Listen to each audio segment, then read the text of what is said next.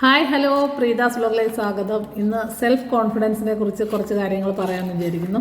Self confidence എന്ന് പറഞ്ഞാൽ ആത്മവിശ്വാസം എന്ന് പറഞ്ഞാൽ അത് നമ്മുടെ ഉള്ളിൽ നിന്ന് തന്നെ നമുക്ക് ഉണ്ടാവേണ്ട ഒരു വിശ്വാസമാണ്. നമ്മളെക്കുറിച്ച് നമ്മുടെ ഉള്ളിൽ നിന്ന് തന്നെ നമുക്ക് തോന്നേണ്ട ഒരു വിശ്വാസത്തിനെയാണ് ആത്മവിശ്വാസം എന്ന് പറയുന്നത്.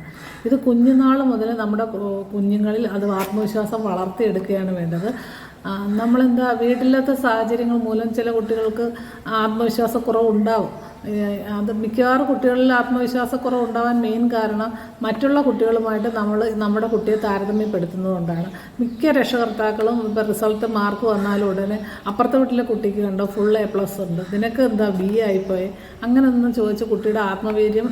എല്ലാ കുട്ടികളും അങ്ങ് മിടുക്കരൊന്നും അല്ലല്ലോ. എല്ലാ കുട്ടികളിലും അവർക്ക് ഇപ്പോൾ പഠിക്കാൻ അല്പം പുറകോട്ടാണെങ്കിലും ചിലപ്പോൾ പാടാനുള്ള കഴിവ് കാണും, വരയ്ക്കാനുള്ള കഴിവ് കാണും, അവർക്ക് അല്ലെങ്കിൽ ഏതെങ്കിലും വിധത്തിൽ അവർക്കൊരു ഓരോരോ കഴിവ് ദൈവം കൊടുത്തിരിക്കും. അവരെങ്ങനെയും ജീവിച്ചോളൂ. അല്ലാതെ അപ്പുറത്തെ കുട്ടിയുടെ ഫുൾ A+ ഉള്ളതുകൊണ്ട് നിനക്ക് മാർക്ക് കുറഞ്ഞു എന്ന് പറഞ്ഞ് ആ കുട്ടിയുടെ ആത്മവിശ്വാസത്തെ നമ്മൾ തളർത്തരുത്.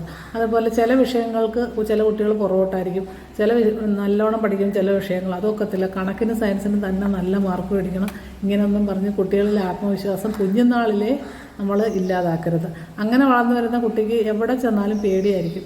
കുറച്ച് കഴിഞ്ഞ് അവൻ നല്ലൊരു ജോലിക്കൊരു ഇൻ്റർവ്യൂവിന് പോയാൽ പോലും ഇൻ്റർവ്യൂവിന് ചെല്ലുമ്പോൾ പേടി, കുറച്ച് ആൾക്കാരെ ഒന്നിച്ച് കാണുമ്പോൾ പേടി. പിന്നെ നമുക്കായാലും അത് കുഞ്ഞുനാൾ വളർന്നു വരുന്നത് കൊണ്ട് നമുക്കും ചിലപ്പോൾ പെട്ടെന്ന് ആ ഒരു ഇൻ്റർവ്യൂവിനെ അറ്റൻഡ് ചെയ്യുമ്പോൾ പേടി തോന്നും. എങ്കിലും അത് ആത്മവിശ്വാസത്തോടെ എനിക്ക് കഴിയും, ഞാനത് ചെയ്യും എന്നുള്ള രീതിയിൽ അത് ചെയ്താൽ ഒരു പ്രശ്നമില്ല, അതങ്ങ് ആയിക്കോളും.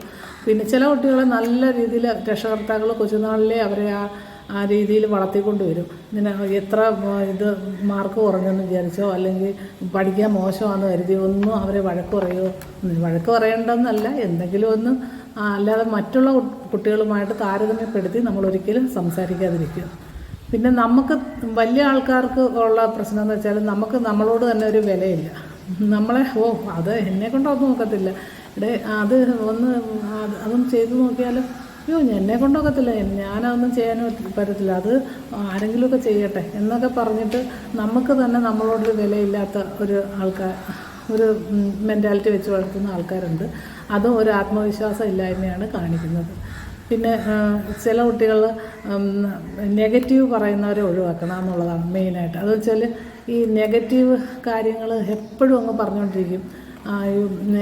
അവരങ്ങനെ ചെയ്തു, ആ ബിസിനസ് ചെയ്ത് അവർ പൊട്ടിപ്പോയി, അല്ലെങ്കിൽ ആ പാട്ട് പാടി അത് മൊത്തം കുളമായിപ്പോയി, വരച്ച് അത് ശരിയായില്ല, ഇങ്ങനെ എല്ലാം നെഗറ്റീവ് കാര്യങ്ങൾ മാത്രമുള്ള പറയുന്ന കുറേ കൂട്ടുകാരുണ്ടെങ്കിൽ അവരെ നമ്മൾ ആദ്യമേ കട്ട് ചെയ്യുക എന്നുള്ളതാണ്. എന്ന് വെച്ചാൽ അവർക്ക് ഈ പോസിറ്റീവായിട്ട് ചിന്തിക്കാൻ പോലും കഴിയുന്നില്ല, എപ്പോഴും നെഗറ്റീവ് തന്നെ. അതിലൊരു സുഖം കണ്ടെത്തി അത് പറയാം. അന്നേരം നമ്മളിത് കേൾക്കുന്ന നമുക്കും എന്താ ചെയ്യും, നമ്മുടെ ഉള്ള ആത്മവിശ്വാസം കൂടെ ഇല്ലാതാവും. അതുകൊണ്ട് അങ്ങനെയുള്ളവരെ നമ്മുടെ ജീവിതത്തിൽ നിന്ന് പെട്ടെന്ന് ഒഴിവാക്കണമെന്നാണ് പറയുന്നത്. പിന്നീട് നമുക്ക് തന്നെ നമ്മളെ ഒന്ന് ഇമ്പ്രൂവ് ചെയ്യാൻ ശ്രമിക്കണം. നമ്മുടെ ലാംഗ്വേജ്, ഡ്രസ്സിങ്, പിന്നെ സംസാരിക്കാനുള്ളത് കഴിവുള്ളവരാണെങ്കിൽ കുറച്ച് സംസാരിക്കാൻ നോക്കുക. അങ്ങനെയെല്ലാം നമുക്ക് എന്തെങ്കിലും ക്വാളിറ്റീസ് ഉണ്ടെങ്കിൽ അത് ഇമ്പ്രൂവ് ചെയ്യാൻ ശ്രമിക്കുക. അപ്പോൾ നമുക്ക് തന്നെ നമ്മളിലൊരു ആത്മവിശ്വാസം ഉണ്ടാകും. പിന്നെ മറ്റുള്ളവരെ സഹായിക്കാൻ മനസ്സുണ്ടെങ്കിൽ അതിന് നമ്മൾ സന്നദ്ധമായിട്ട് ഇറങ്ങി അവരെ സഹായിക്കാൻ ശ്രമിക്കുകയൊക്കെ ചെയ്യുമ്പോൾ നമ്മളുടെ ഒരു ആത്മവിശ്വാസം നമുക്ക് തന്നെ കൂടും എന്നുള്ളതാണ്. അതുപോലെ ഈ സ്റ്റേജിലൊക്കെ പ്രസംഗിക്കാനൊക്കെ വിളിക്കുമ്പോൾ കുട്ടികൾക്ക് ഭയങ്കര ഭയവും കുട്ടികൾ മാത്രമല്ല വലിയ ആൾക്കാർക്കും അങ്ങനെയാണ്. ഇപ്പം ടീച്ചേഴ്സ് ട്രെയിനിങ് കോഴ്സിനൊക്കെ പോകുമ്പോൾ തന്നെ ആദ്യമായിട്ട് നമ്മളെ കൊണ്ട് പഠിപ്പിക്കാൻ വിളിക്കുമ്പോഴത്തേനും നമുക്ക് ഞാൻ ഇത്രയും പേരുടെ മുമ്പ് എങ്ങനെ പഠിപ്പിക്കും, എന്ത് പഠിപ്പിക്കും, അഥവാ നല്ലോണം അറിയാമെങ്കിൽ പോലും അവിടെ ചെന്ന് പറയാൻ പറ്റത്തില്ല, പഠിപ്പിക്കാനും പറ്റത്തില്ല. പക്ഷെ ഒരു പ്രാവശ്യം നമ്മൾ അങ്ങ് പഠിപ്പിക്കും, അത് കഴിയുമ്പോൾ നമ്മൾ സുഖമായിട്ട് പിന്നെ ബാക്കി എല്ലാ ടോപ്പിക്കും എടുക്കും. എന്ന് പറഞ്ഞാൽ ആദ്യം തോന്നുന്ന ഒരു ഭയം നമ്മുടെ ഒരു ആത്മവിശ്വാസം ഇല്ലായ്മയായിട്ടും പേടിയായിട്ടും ഒക്കെ കണക്ക് കൂട്ടാം. എങ്കിലും അത് നമ്മൾ മാറ്റിയെടുക്കുകയാണെങ്കിൽ പെട്ടെന്ന് തന്നെ നമുക്കത് ഇപ്പം പ്രസംഗിക്കുന്ന എത്രയോ പേര് ഭയങ്കര വിദ്യാഭ്യാസവും ഭയങ്കര നോളജും എല്ലാം ഉള്ളവരാണ് പ്രസംഗിക്കുകയൊക്കെ ചെയ്യുന്നത്. പ്രസംഗിച്ച് നല്ല കയ്യടിയൊക്കെ മേടിക്കുന്നത് അവർ ആദ്യം പ്രസംഗിക്കുമ്പോൾ അവർക്കൊരു പേടി തോന്നും. പിന്നെ പ്രസംഗിച്ച് അവരങ്ങ് പിന്നെ ഏത് സബ്ജക്റ്റ് കിട്ടിയാലും അവർ പ്രസംഗിക്കുക എന്നുള്ള രീതിയിലായി മാറുകയാണ് ചെയ്യുന്നത്. അങ്ങനെ നമ്മുടെ ആത്മവിശ്വാസം എത്രത്തോളം നമുക്ക് വർദ്ധിപ്പിക്കാൻ പറ്റുമോ അത് നമ്മൾ തന്നെ വിചാരിച്ചാലേ നമ്മുടെ ഇത് ആത്മവിശ്വാസം വർദ്ധിക്കുകയുള്ളൂ. അല്ലാതെ മറ്റുള്ളവർ പറഞ്ഞു തന്നൊന്നും നമ്മുടെ ആത്മവിശ്വാസം വർദ്ധിപ്പിക്കാമെന്ന് വിചാരിക്കേണ്ട. അത് കൊച്ചു നാൾ മുതൽ കുഞ്ഞുങ്ങളെ പ്രത്യേകിച്ച് ഇനിയിപ്പോൾ നമ്മൾ ഇത്രയൊക്കെ ആയിന്ന് പോട്ടെ, അല്ലാതെ നമ്മുടെ വീട്ടിലുള്ള കുഞ്ഞുങ്ങളെ എന്തവർ ചെയ്താലും അത് പ്രശംസിക്കുക എന്നല്ലാതെ തെറ്റ് കണ്ടാൽ വഴക്ക് പറയണം ഇല്ല എന്നല്ല. അല്ലാതെ ഒരു പടം വരച്ചുകൊണ്ട് ഒന്ന് കാണിച്ച് ഒരു ആനയുടെ പടം വരച്ചുകൊണ്ട് വന്നു, ഇതെന്തോ ആനയാണോടാ, ഇത് ഇങ്ങനെയാണോ ഇരിക്കുന്നത്, ഇങ്ങനൊന്നും ചോദിച്ച് കുഞ്ഞിനെ ഇതാക്കരുത്. അല്ലയോ അതിനകത്ത് എന്തൊക്കെ കൊമ്പ് വരച്ചിട്ടില്ലെങ്കിൽ ഒരു കൊമ്പ് വരച്ചു കൊടുക്കുകയോ ഒരു തുമ്പിക്കൈ വരച്ചിട്ടില്ലെങ്കിൽ ആ തുമ്പിക്കൈ വരച്ചു കൊടുക്കുകയോ ഒക്കെ ചെയ്ത് നമ്മളവരെ അടുത്ത പടം ഇച്ചിരി കൂടെ നന്നായിട്ട് വരച്ചുകൊണ്ട് പോവാ എന്നൊക്കെ പറഞ്ഞ് നമ്മൾ അവനെ ആ കുട്ടിയെ പ്രോത്സാഹിപ്പിക്കണം. അതുപോലെ പാട്ട് പാടിയാലും കൊള്ളത്തില്ല എന്ന് പറയരുത്, നല്ലതായിട്ടുണ്ട് ഒന്നുകൂടെ പാടും എന്നൊക്കെ പറഞ്ഞ് നമ്മളതിനെ പ്രോത്സാഹിപ്പിക്കുകയാണ് ചെയ്യേണ്ടത്. അങ്ങനെ കുഞ്ഞുനാളിലെ ഒരു കുട്ടിയുടെ മനസ്സിൽ നമ്മളിങ്ങനെ ആത്മവിശ്വാസം വളർത്തിക്കൊണ്ട് വന്നാൽ ആ കുട്ടി ജീവിതത്തിൽ എന്തായാലും മുന്നേറുമെന്നുള്ളതിന് യാതൊരു സംശയവുമില്ല. അതുകൊണ്ട് രക്ഷകർത്താക്കളൊക്കെ അതിൽ നിന്ന് പ്രത്യേക ശ്രദ്ധ ചെലുത്തും.